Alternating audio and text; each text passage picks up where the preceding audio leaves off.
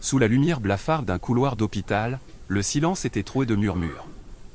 Les infirmières échangeaient des regards qu'elles ne pouvaient expliquer, tandis que les proches d'une patiente se serraient les uns contre les autres, figés entre incrédulité et effroi. Quelques instants plus tôt, une femme que tous connaissaient depuis des années clouée à son fauteuil roulant venait de se lever. Ses pas n'étaient pas hésitants comme ceux d'un enfant qui apprend à marcher, ils étaient fermes, assurés, résonnant sur le sol glacé comme un tonnerre contenu. Ses yeux restaient agrandis, stupéfaits de ce qui arrivait à son propre corps. Plus tard, les voisins jureraient l'avoir vu arpenter les ruelles étroites de sa petite ville italienne, ses chaussures claquant contre les pavés comme pour réveiller la terre endormie. Pour son médecin, c'était une impossibilité flagrante. Tout dans les dossiers, toutes les courbes d'examen, tous les diagnostics parlaient d'une paralysie irréversible. Et pourtant, elle marchait. Elle s'appelait Antonia Rocco. La vie avant la chute. Dans les collines douces du sud de l'Italie, Antonia avait toujours vécu au rythme tranquille de la famille, du travail et de la foi. Ses voisins la connaissaient par son sourire lumineux, ses mains toujours occupées à aider, son rire qui s'élevait au-dessus des cris des marchands au marché. Elle était une épouse aimante, une mère attentive, une sœur fidèle. Sa vie paraissait simple, ordinaire, bénie de ces bonheurs modestes qu'on remarque rarement tant ils semblent évidents.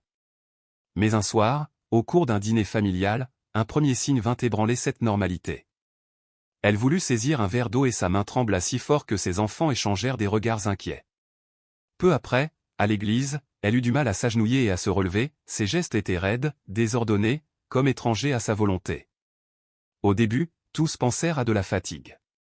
Mais la situation s'aggrava, ses jambes fléchissaient sans prévenir, sa voix devenait parfois indistincte.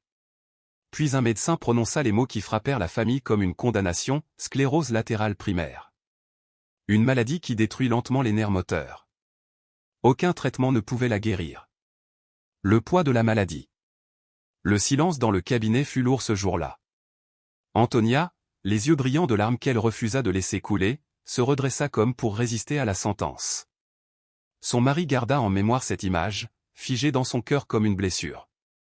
Ses enfants, eux, se souvinrent des soirs où elle tentait encore de leur lire des histoires, sa voix défaillait, s'éteignait au fil des pages, comme une flamme vacillante dans un courant d'air. La maison changea. Les conversations se firent rares. Les rires s'éteignirent. La chaise roulante entra dans leur quotidien et ne les quitta plus. Antonia, autrefois active, se retrouva prisonnière derrière une fenêtre, observant les voisins passer tandis qu'elle-même restait immobile. C'était comme si chaque mois une part d'elle nous était arrachée, dira plus tard une amie. Et pourtant, dans cet effacement progressif, une chose resta intacte, sa foi. Chaque dimanche, malgré la fatigue, on la conduisait à l'église. Le curé remarquait que ses lèvres continuaient à bouger en prière longtemps après la fin de la messe. Ses voisins racontaient qu'au cœur de la nuit, elle serrait son chapelet, répétant des Ave Maria jusqu'à s'endormir. Mais la médecine, elle, ne lui offrait que des mots froids, nous pouvons ralentir la progression, pas plus. Préparez-vous. Pour les médecins, son état était irréversible. Pour la science, son avenir était scellé. Le combat intérieur. Les années suivantes furent une longue traversée de doutes et de douleurs. La maison se remplit du bruit discret des machines médicales, du grincement monotone du fauteuil roulant. Sa fille confessa qu'elle n'osait plus inviter ses amis, non pas par honte de maman, mais parce que la tristesse semblait flotter dans chaque pièce. Notre maison n'était plus un foyer. C'était comme vivre dans un deuil lent. La nuit, Antonia murmurait des prières devenues questions. « Pourquoi, Seigneur ? Pourquoi moi ?» Le chapelet glissait entre ses doigts mais parfois, ses mots s'interrompaient dans un silence chargé de désespoir. Elle pleurait non seulement pour sa propre douleur, mais aussi pour le poids qu'elle faisait peser sur son mari et ses enfants. Les médecins continuaient à parler de gestion des symptômes, comme on administre un compte à rebours. Pour Antonia, c'était une double peine, la maladie détruisait son corps et menaçait aussi d'écraser son esprit. Pourtant, au milieu des nuits les plus sombres, elle commença à sentir une présence différente.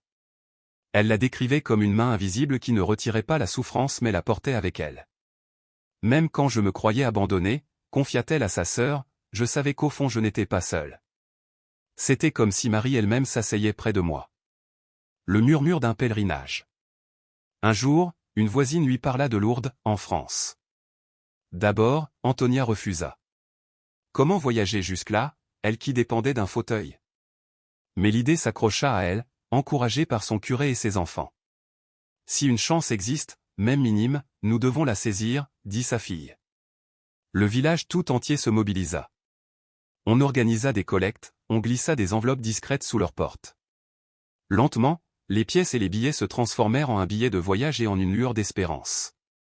Le jour du départ, les voisins se rassemblèrent. On plaça des chapelets dans ses mains, on l'aida à monter dans une camionnette. Les bénédictions s'élevèrent dans l'air du matin, apportez nos prières à la Sainte Mère. Lourdes. Quand ils arrivèrent à Lourdes, la ville vibrait du flot des pèlerins. Fauteuils roulants, brancards, béquilles se mêlaient dans les rues. Chaque visage portait une histoire de douleur, chaque regard une supplication. Devant la grotte de Massabielle, les bougies scintillaient par milliers.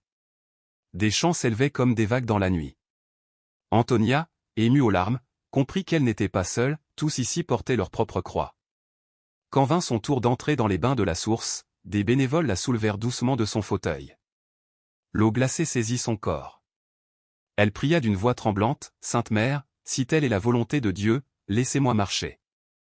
Mais si ce n'est pas possible, ne me laissez jamais perdre la foi. » Ceux qui étaient là racontèrent avoir vu son visage se détendre, comme allégé d'un poids invisible.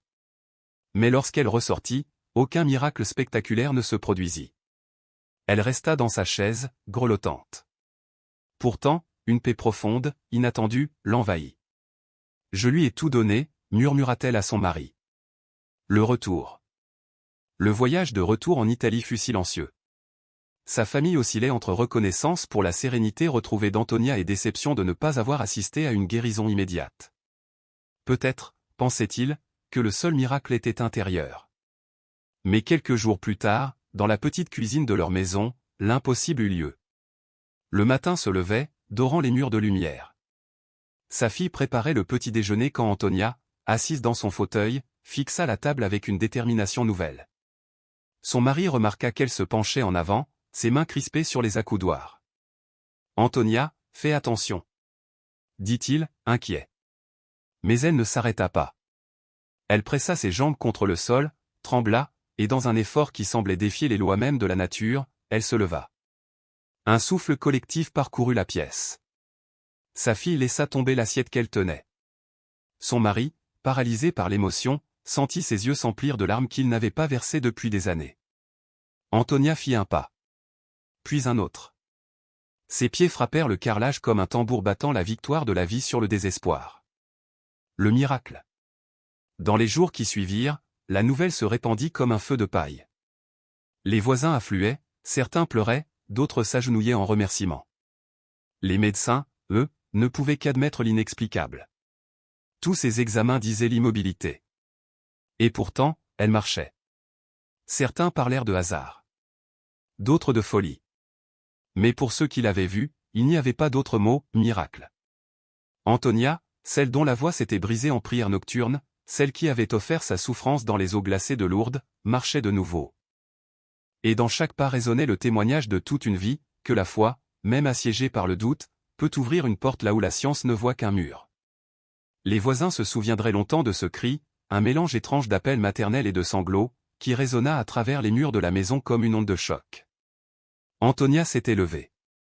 Lentement, avec des tremblements qui témoignaient de chaque instant de lutte, mais indéniablement, elle se tenait debout.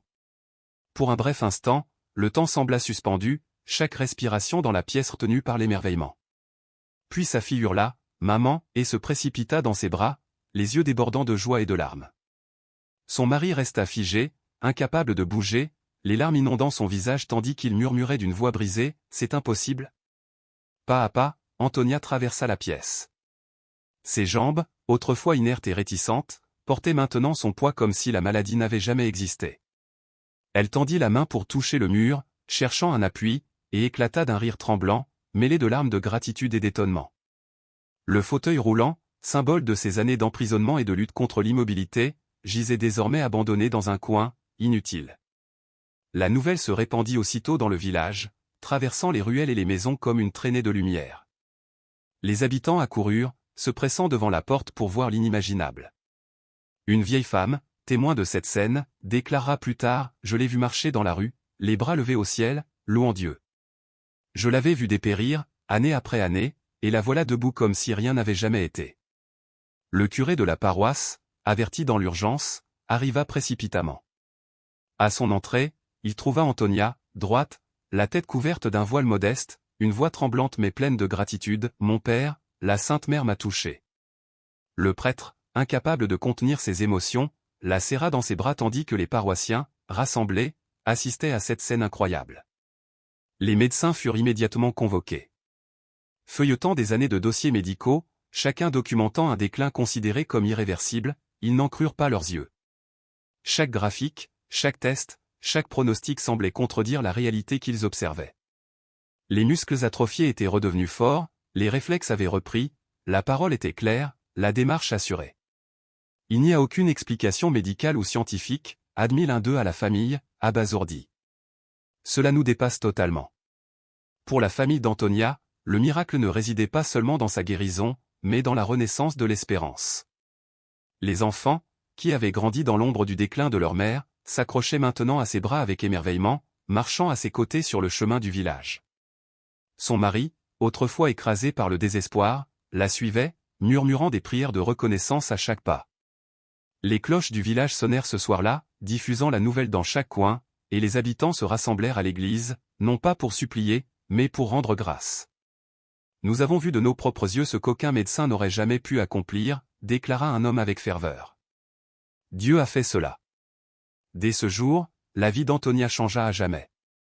Elle n'eut plus besoin du fauteuil roulant et ne connut plus jamais la vie de prisonnière de la maladie. Elle devint un témoignage vivant, chaque pas qu'elle faisait proclamant que le ciel pouvait encore toucher la terre. Les sceptiques tentèrent de trouver des explications rationnelles, mais personne ne pouvait nier ce qui s'était passé. Une femme autrefois paralysée marchait maintenant librement, et le village entier en ressentit l'émerveillement. La nouvelle de la guérison d'Antonia se propagea rapidement, d'abord dans les ruelles étroites du village, puis bien au-delà, jusqu'aux villes et villages voisins. Les médecins qui avaient suivi son cas pendant des années furent contraints d'admettre leur étonnement. Les dossiers médicaux étaient détaillés, chaque page décrivant la faiblesse musculaire, l'immobilité et la progression irréversible de sa maladie. Et pourtant, Antonia franchissait leurs portes avec assurance, la parole claire, la démarche sûre. Certains murmuraient à voix basse, erreur de diagnostic, rémission temporaire. Mais les dossiers étaient trop précis, trop complets. Il n'y a aucune erreur possible, déclara un médecin à un journaliste. Tous les tests connus, tous les traitements imaginables n'auraient jamais pu produire un tel résultat. Cela défie la médecine. Le cas fut ensuite soumis au Comité médical international de Lourdes, un collège d'experts chargé d'examiner de telles affirmations. Pendant des mois, chaque dossier, chaque scan, chaque analyse qu'Antonia avait subie fut passée au crible. Des neurologues, pathologistes et spécialistes en rééducation furent consultés, chacun tentant de trouver la moindre explication rationnelle. Aucun n'y parvint. Sa guérison dépasse la compréhension scientifique actuelle, écrivit un neurologue, confus mais fasciné. Le processus fut rigoureux. Des interviews furent menées avec la famille, les voisins et le curé. Des médecins de France et d'Italie comparèrent leurs observations. Des examens répétés confirmèrent la permanence de la guérison. Année après année, Antonia revenait, chaque fois plus forte, plus mobile, démontrant que ce qui semblait impossible était devenu réalité, elle avait été guérie d'une manière que la science ne pouvait expliquer. Pour l'Église, la science n'était qu'une partie de l'histoire. La foi, le témoignage, l'intercession de la Vierge Marie demeuraient essentiels. L'évêque local lança une enquête canonique, recueillant les témoignages de ceux qui l'avaient vu avant et après Lourdes. Le curé rappela les années de déclin, les prières nocturnes et le moment précis où Antonia s'était levée.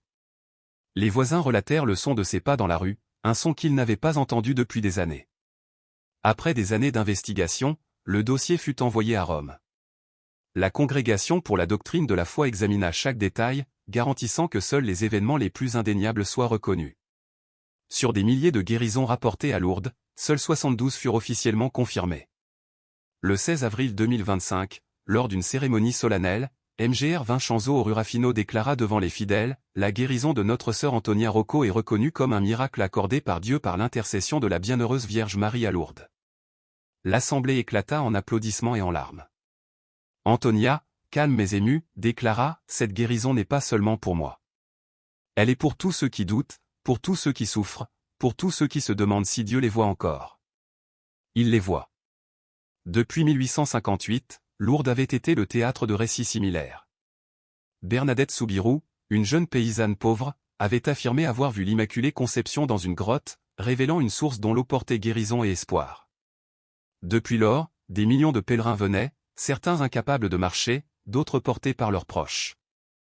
Les témoignages de guérison physique, parfois spectaculaires, parfois discrètes, affluaient, mais Lourdes n'était jamais un lieu de miracle automatique, chaque affirmation faisait l'objet d'examens minutieux, de documentation rigoureuse et d'enquêtes approfondies.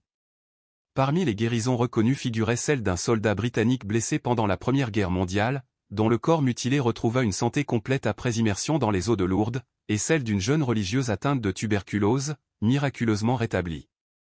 Ces histoires, comme celle d'Antonia, rappelaient que les miracles n'étaient pas des légendes oubliées, mais des réalités présentes, capables de défier les lois de la nature et de restaurer la foi.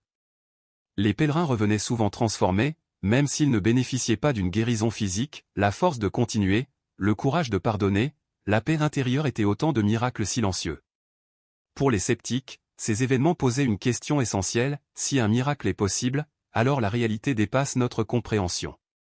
Pour les croyants, chaque témoignage était un rappel que la science et la foi n'étaient pas ennemies, mais complémentaires, guidant l'humanité vers une vérité plus vaste. La vie d'Antonia devint un témoignage vivant. Chaque pas dans les rues du village, chaque visite à l'église, chaque salut à ses voisins rappelait l'impossible devenu possible. Elle parlait avec gratitude, non d'amertume, des années de souffrance endurées. À ses enfants, elle disait « Ne voyez pas ma guérison comme un don pour moi seul.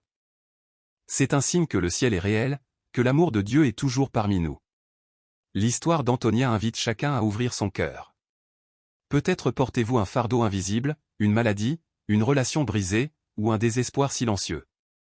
Cette histoire ne promet pas la guérison de chaque souffrance, mais elle promet ceci, vous n'êtes jamais seul. Dieu écoute, Marie intercède, et le ciel continue de s'infiltrer dans nos vies d'une manière que nous ne pouvons prévoir. Ainsi, la question se tourne vers nous, accepterons-nous la possibilité que la grâce puisse se manifester dans nos propres vies? Oserons-nous espérer malgré les raisons de désespérer? L'histoire d'Antonia est un appel à croire, à faire confiance, à reconnaître que même dans l'ombre du doute et de la souffrance, le divin peut encore agir. Chaque pas d'Antonia, chaque sourire retrouvé, chaque souffle libre, rappelle que le ciel n'est jamais loin et que la grâce est toujours possible.